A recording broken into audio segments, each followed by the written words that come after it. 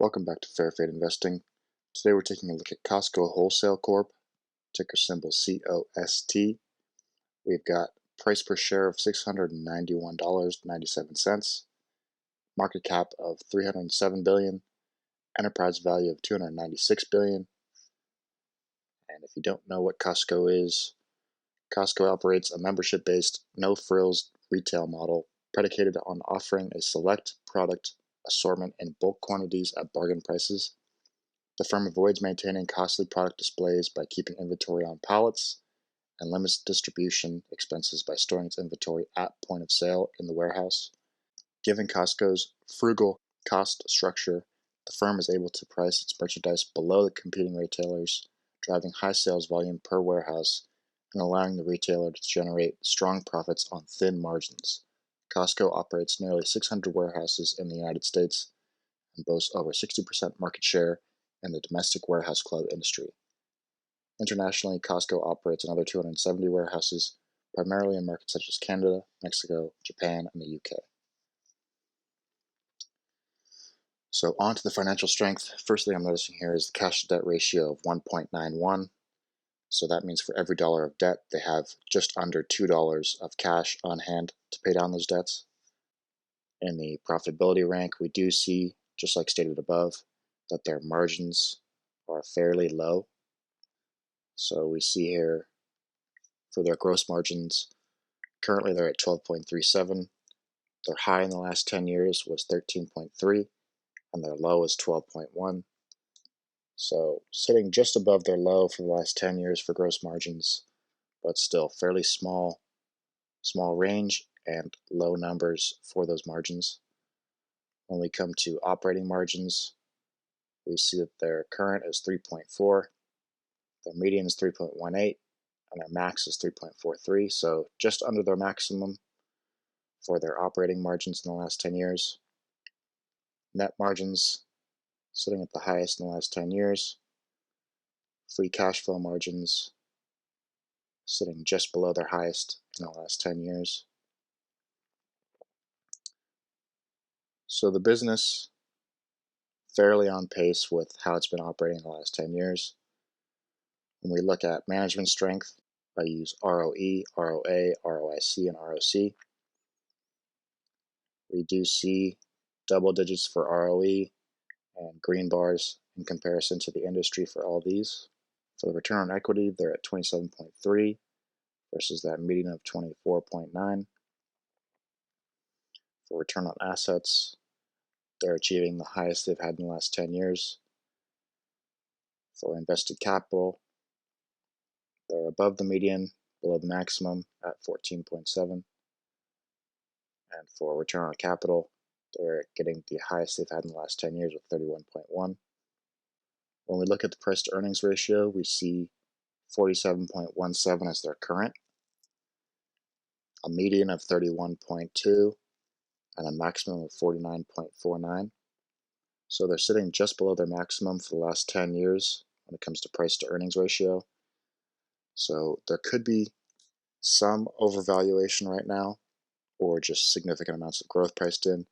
But to see what the difference is, we're going to have to run a DCF and find out what's actually priced in.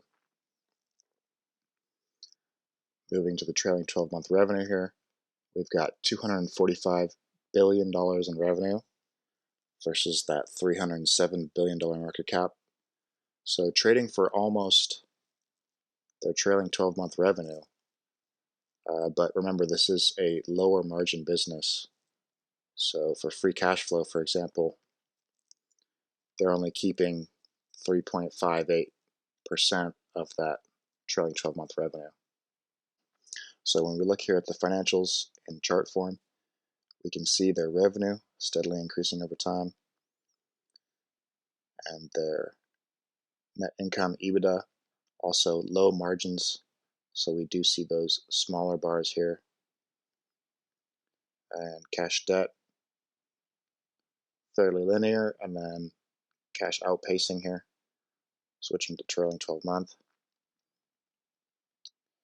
We still see that trend of revenue increasing, and the margins are growing alongside that revenue gain. So fairly good signals.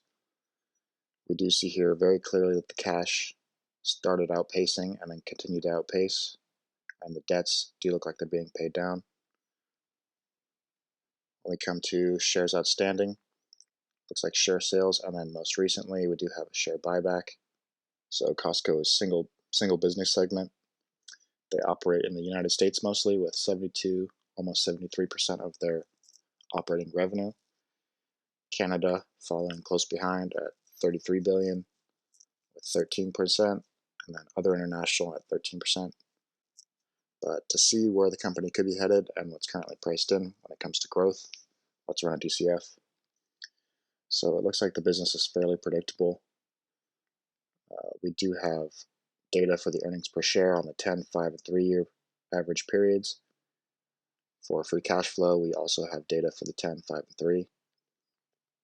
So looking at earnings per share first, based on our 10-year past growth rates,